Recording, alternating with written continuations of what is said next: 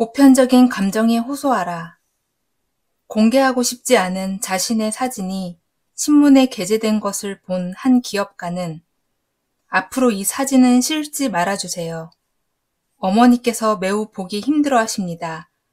라는 의견을 신문사에 전했다. 누구나 마음에 품고 있는 어머니에 대한 존경과 애정에 호소한 것이다. 어느 유수의 기업가는 어린 자녀들의 사진을 파파라치가 찍는 것을 막고 싶었으나 촬영하지 말라고 소리치지는 않았다.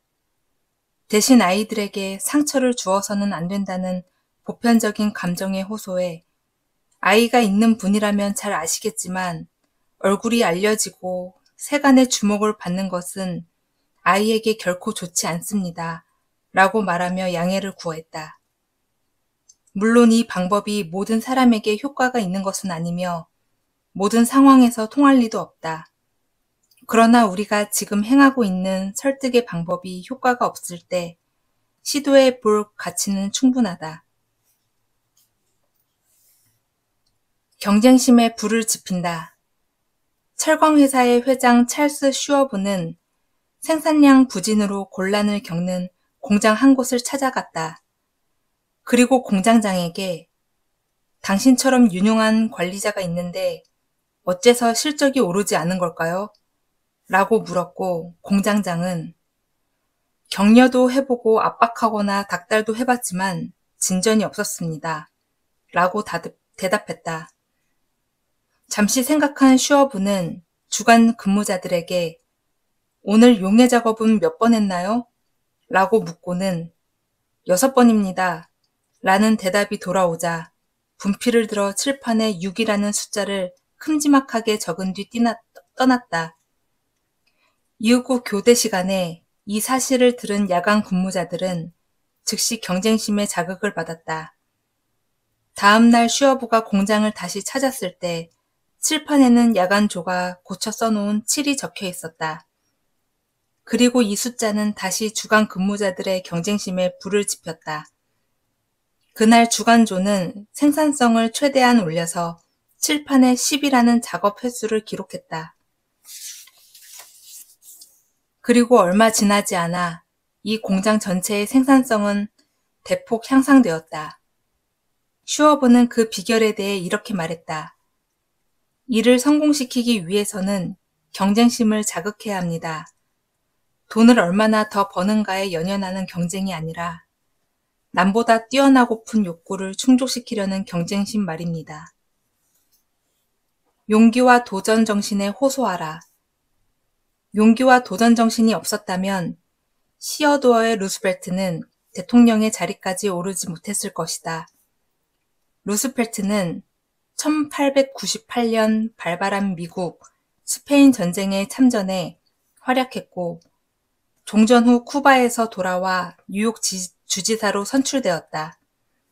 그러나 반대파 세력에게 뉴욕의 거주자가 아니다 라는 공세를 받은 뒤 움츠러들었고 사임을 각오했다.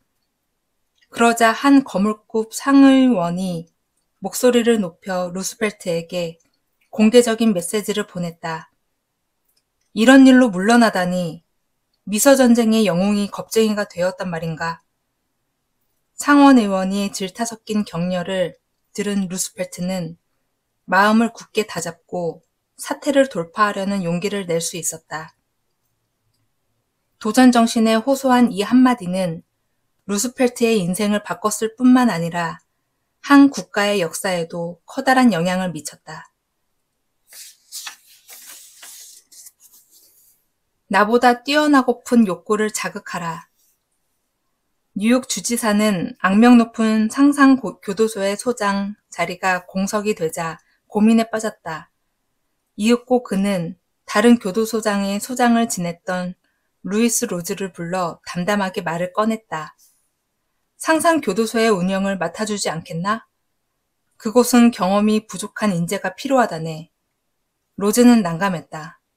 상상교도소는 위험하기로 소문난 데다가 정치적 이유로도 소장이 무척 자주 교체되었기 때문이다. 앞으로의 경력을 생각하면 굳이 위험을 감수하고 싶지 않았다. 로즈가 망설이자 주지사가 웃으며 말했다. 자네가 겁먹는다고 해도 탓하지는 않을 걸세. 매우 혹독한 곳이니까. 웬만큼 강인한 사람이 아니면 막기 어려운 게 사실이지. 주지사는 로즈에게 도전을 암시한 것이다. 로즈는 강인한 사람이라는 인정을 받고 싶어졌고 도전할 마음이 생겼다. 그렇게 그는 상상교도소의 소장으로 취임해 실로 대단한 공적을 세웠으며 당대 미국의 교도소장 중 가장 성공적으로 기관을 이끈 인물로 이름을 남겼다. 다른 사람보다 뛰어나고 싶다는 욕구에 호소하는 것은 용기가 있는 사람에게 확실히 효과가 있다. 도전함으로써 존재 가치를 깨닫는다. 고액의 연봉만으로는 뛰어난 인재를 불러 모으고 내 편으로 붙잡아 두기 어렵다. 그들에게는 무언가에 도전할 기회가 주어져야 한다. 자동차 타이어를 최초로 생산한 회사의 창업자 하비는 그렇게 말했다. 발전하고자 하는 사람은 언제나 도전할 기회를 원한다. 자신을 표현할 기회, 자신의 존재 가치를 증명할 기회를 원한다. 무언가 도전할 기회가 생기면 그들은 설레는 마음으로 열정을 쏟고 성과를 올린다. 오랜 세월 동안 세계 곳곳에서 음악과 미술 대회가 열리고 철마다 각종 스포츠 대회가 개최되는 까닭은 사람들이 무언가에 도전할 기회를 통해 자신의 존재 가치를 깨닫길 욕망하기 때문이다.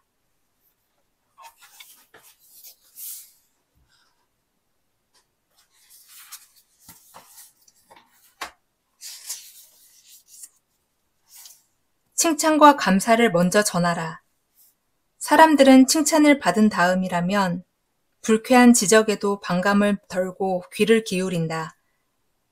윌리엄 대통령은 공화당의 대선 후보였던 시절 한 당원이 열정적으로 작성한 연설 원고의 완성도가 부족하다는 사실을 당사자에게 전해야 했다.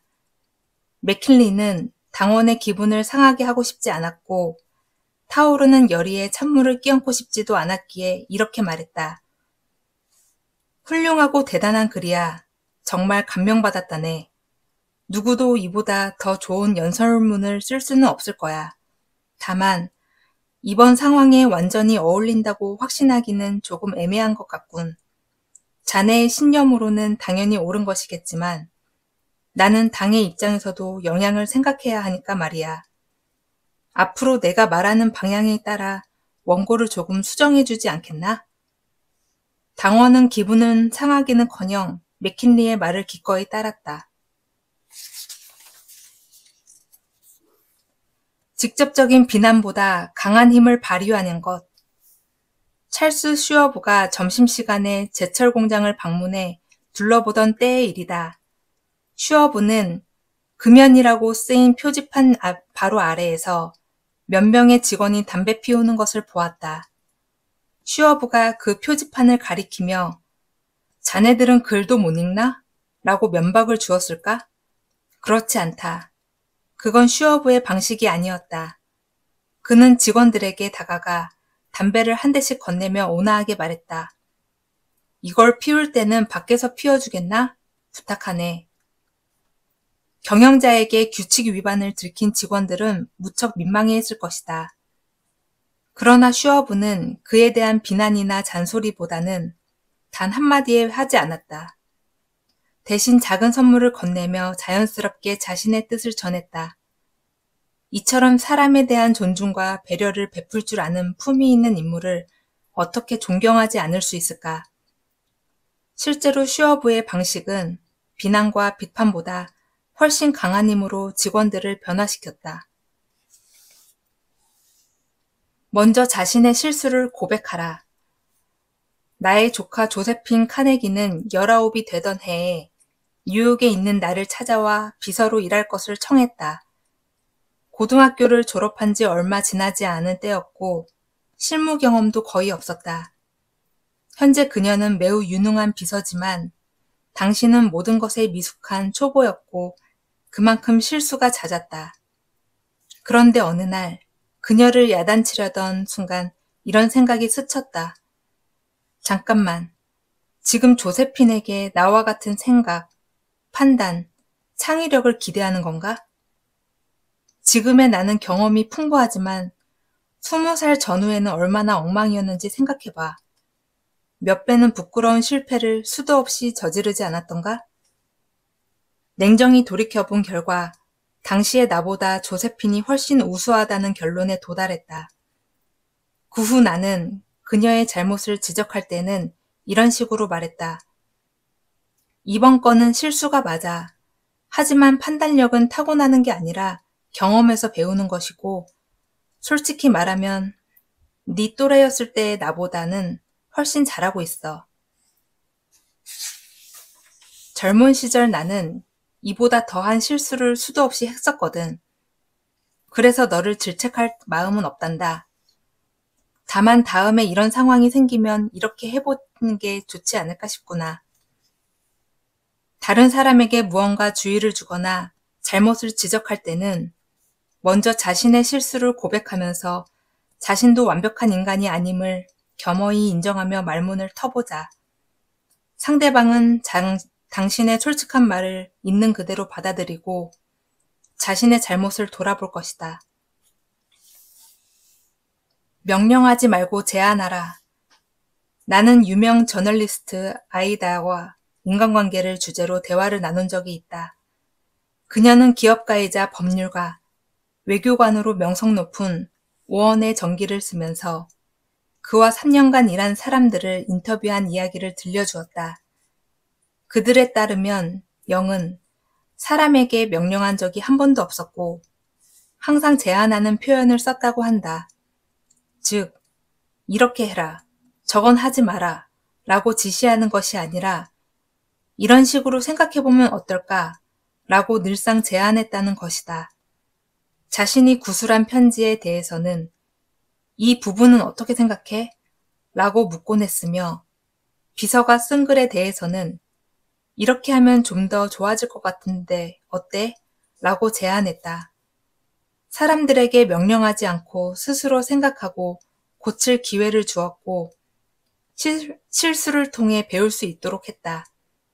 자존심을 지키면서 실수를 바로잡게 하는 그의 화법은 반감이 아닌 긍정적인 변화를 불러일으켰다.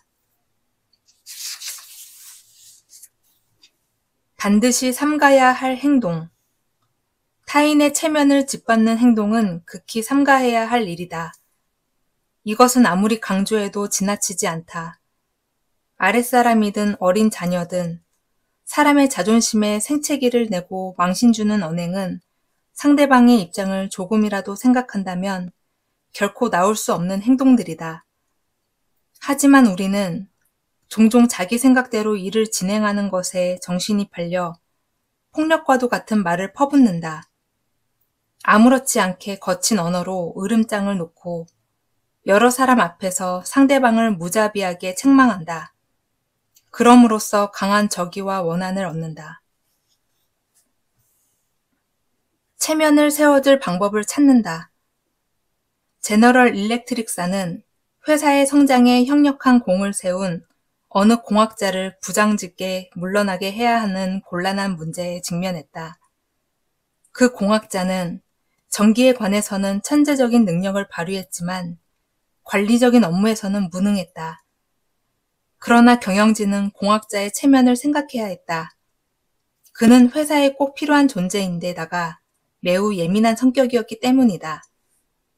고심 끝에 경영진은 그에게 고문 엔지니어라는 새로운 직함을 주기로 했다. 고문 엔지니어가 해야 할 업무를 이미 충분히 하고 있었지만 정식 직함을 부여함으로써 공학자의 체면을 세워주려고 한 것이다. 공학자는 새 직함에 기뻐했고 기존의 부장직을 전임자에게 인계할 수 있게 된 경영진도 매우 만족스러웠다. 큰 인물은 승리에만 도취하지 않는다. 진정 위대한 자는 승리에만 도취하지 않으며 패배한 이에 대한 최소한의 배려를 잊지 않는다. 1922년 수세기에 걸친 격한 대립 끝에 터키군은 자국 영토에서 그리스군을 내몰고 승리를 선언했다. 당시 그리스의 장군은 투항을 위해 터키군의 전형을 찾았고 이를 본 터키인들은 저주와 욕설을 퍼부었다. 그러나 훗날 터키 공화국의 초대 대통령이 되는 무스타파 케말은 보통의 승리자와는 사뭇 다른 모습으로 그들을 맞이했다. 그는 적의 장군을 정중히 맞이하며 필시 많이 지쳤을 테지요. 위대한 인물이라도 전쟁에서는 때때로 패하는 법입니다. 라고 위로를 건넸다. 완전한 승리를 거두었을 때조차 적의 체면을 지켜주며 배려한 것이다. 다른 사람 앞에서 책망하지 않는다.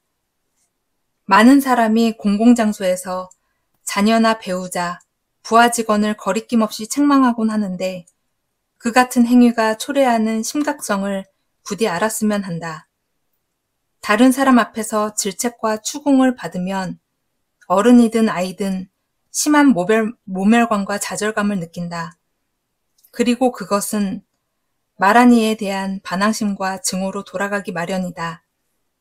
누군가의 잘못을 지적해야 한다면 둘만 있는 장소를 선택하고 표현해도 세심하게 신경 써야 한다.